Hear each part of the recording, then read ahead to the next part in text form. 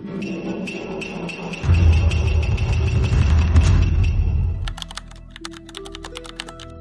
the mountains of Gifu, where the fog does not lift until nearly noon, there is a village so small that most maps forget to name it.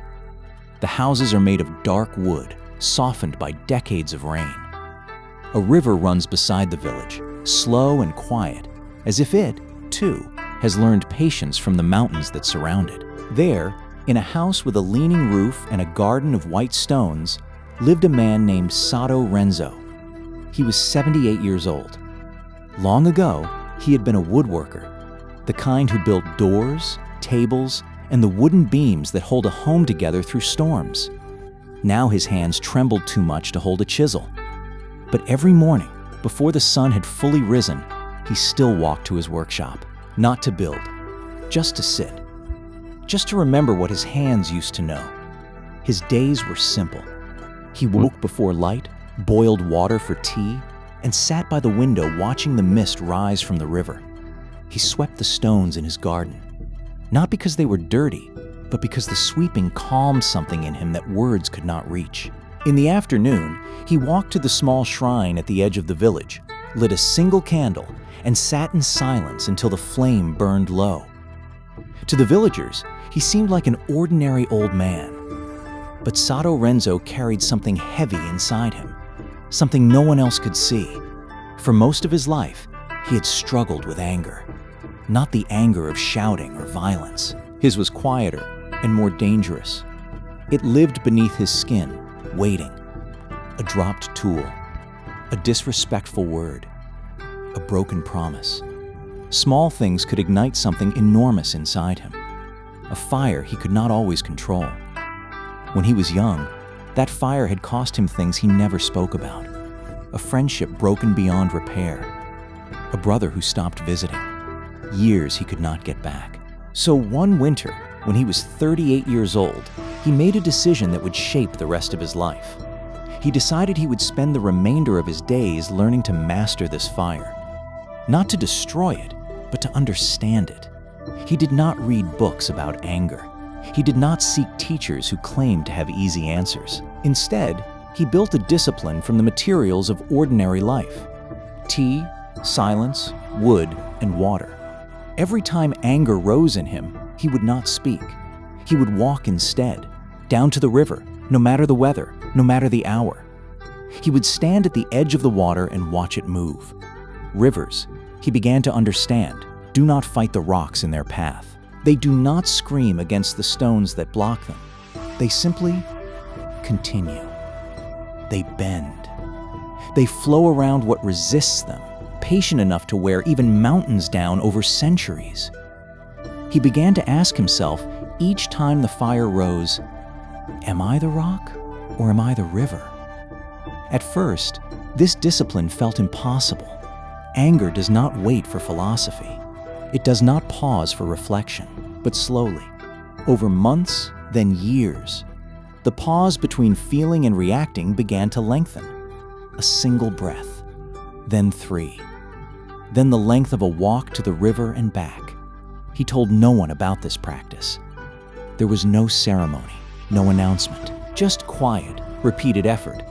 The same kind of discipline a woodworker uses when sanding a single piece of timber for hours until it becomes smooth enough to hold light. By the time he reached 50, something had shifted. He noticed that when others around him grew loud with frustration, at the market, in arguments, during hardship, he remained still, not cold, not distant, just steady, like a stone that had been polished by years of river water, no longer sharp enough to cut. Younger villagers began coming to him, not for woodworking advice, but for something else. They would sit across from him during tea, and without needing to ask a question, they would find themselves calmer simply from being near him. He never called himself wise. He would only say, quietly, I am still learning to be calm. I have only had more years to practice than you. There is a modern word for what Sato Renzo built inside himself over those 40 years. Psychologists call it emotional regulation. The ability to feel a powerful emotion without being ruled by it. To let anger, sadness, or fear exist as visitors in the mind, rather than as permanent residents who make all the decisions. But long before psychology gave it a name, the old traditions of Japan understood this truth already. In the tea ceremony, where every motion is slow and deliberate, teaching the hands and the mind to move without haste. In Zen gardens, where raked stones represent the stillness beneath a turbulent world. In the sword arts, where a warrior's true strength was never in the blade, but in the calm that existed before it was ever drawn. Anger, Sato Renzo came to believe, is not something a person destroys. It cannot be defeated, only understood. It is like fire in the wintertime, dangerous if left unwatched, but capable of warming a home if given proper care and boundaries. The lesson was never about suppressing what he felt. It was about creating enough space. One breath, one walk to the river, one cup of tea, between the spark and the flame.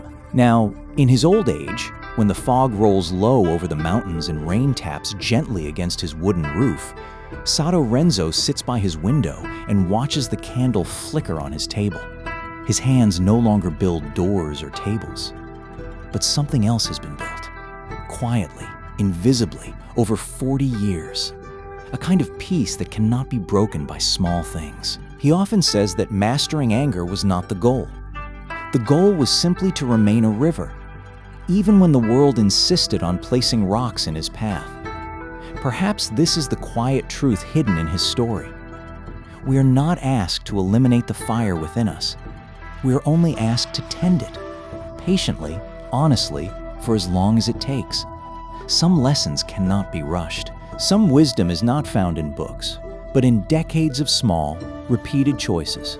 To pause instead of react, to walk instead of shout, to breathe instead of break.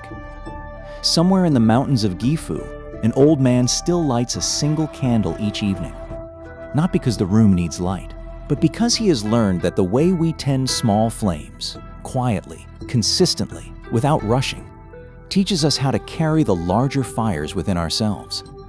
And perhaps, in our own noisy lives, we might learn to do the same.